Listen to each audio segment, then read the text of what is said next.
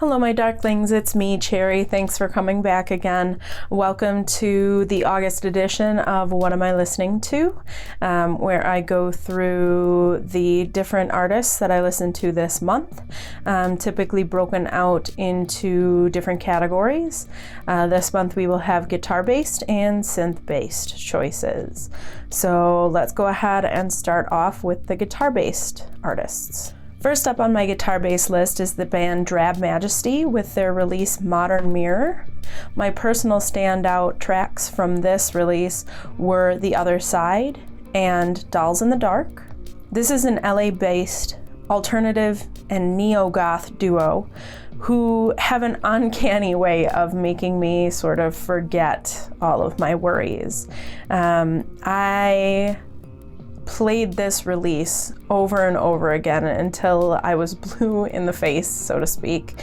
And it just got better and better each time I played it through. As you can tell by the fact that I actually chose two tracks as my favorites, I had a really tough time picking the best track on this album. A lot of folks have been pretty polarized by this release. Some people love it, some people hate it, but I really appreciated it, and I felt like the band grew immensely, and I'm really excited to hopefully get a chance to hear it live. They did not tour anywhere near me since this release, but I do hope that they come in the area soon, and do recommend seeing them live if you get the chance.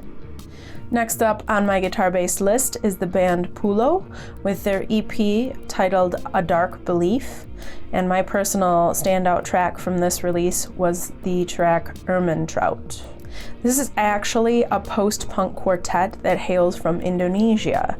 It's the first time I have heard a post-punk band from Indonesia, so I was really excited to check it out. I actually discovered it on recommendation from Obscura Undead. If you've never heard of them and really like gothic music, I'll be putting a link to them below. I really appreciated the smooth vocals, the solid drum backing, the driving bass, and classic post-punk guitar. I felt that melange made for a very cohesive and fun to listen to mixture.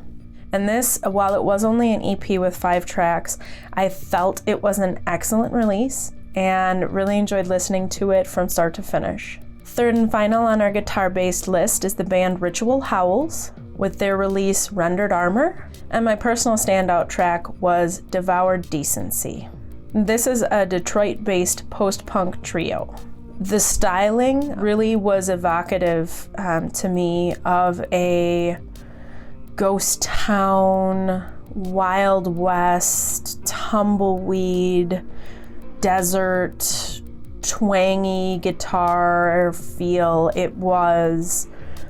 It felt like I would want to play it while driving through the Grand Canyon or up into a mining town like Jerome, Arizona. The reverb-laden guitar really provided that atmospheric feel, and it really made me feel like a gothic cowgirl. Moving on to our synth-based list.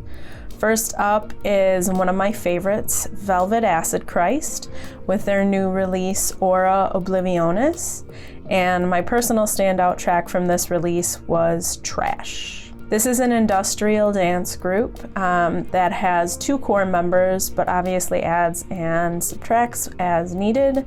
I believe the last time I saw them live, there were 4 or 5 of them on stage, so obviously it fluctuates. With this release, I felt that they had a strong fusion of their old sound and their new style. It had tracks on it that reminded me of Fun with Knives, but also tracks on it that reminded me of Black Rainbows. So it was a beautiful combination of those 2 elements.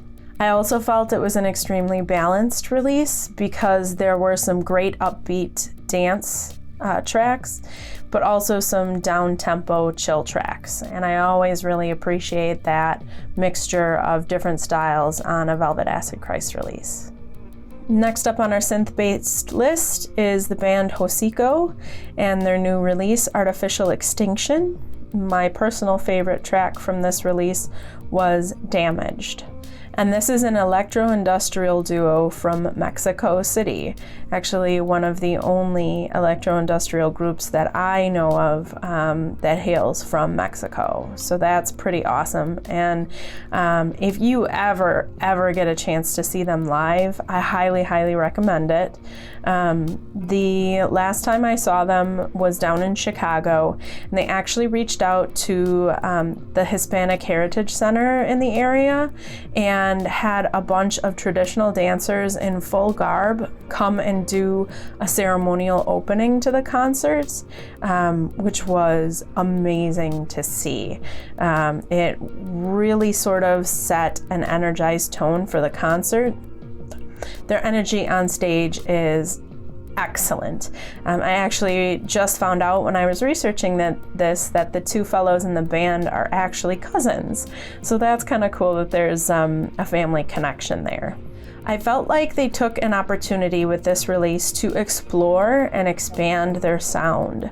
So while you can still tell from the vocals and the gorgeous melodic work that is core with Hocico, they explored different beat stylings. There was almost some hip-hop influence in some of the beats, and even slight tweaks of almost a dubstep, but not nuts and bolts in a blender style dubstep.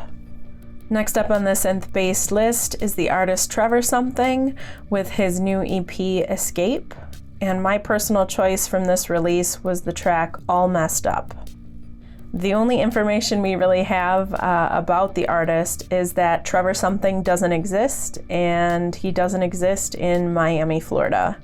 I felt that this EP actually showcased a grittier synth sound than what we're used to with Trevor Something. He usually has a very smooth synth 80s style backing, but it still featured his smooth, very creamy vocal stylings over the grittier synths. So I found that I actually really enjoyed that sort of mix-up. And I really felt that this was a fantastic release. A lot of his tracks and a lot of his releases tend to be very much on the chill side of things, very down-tempo. But my personal favorite track, All Messed Up, was more upbeat than most of it. And I could actually see this being spun. It's a little slow, but I could still see it being spun on a dance night. Last but not least on our list for August is the band Glass Apple Banzai with their new release, the All Night Starlight Electronic Cafe. And my personal standout track from this release was This Love. I recently got a chance to see this band perform live twice because they were on tour with the infamous Grendel. And this is primarily one core member from Toronto, but at one of the performances at least, there were two of them on stage. And they typically play like 80s synthwave, and they have a great retro style to their music. They're really fun to listen to. It very much takes me back. And I really enjoyed this particular release. And if you're looking for something that is sort of that perfect retro nostalgia trip, I highly recommend checking out anything by Glass Apple Banzai. Well, that is it for the month of August. Sorry it's a little bit short this month, but I've been a busy girl. So next month, September, there will be lots more musical goodness for you. So definitely feel free to leave me any comments or questions down below. Hit that thumbs up if you liked this video. Please subscribe, and if you do, don't forget to tap that bell so you receive all my notifications. And please stay lovely. I'll see you next time.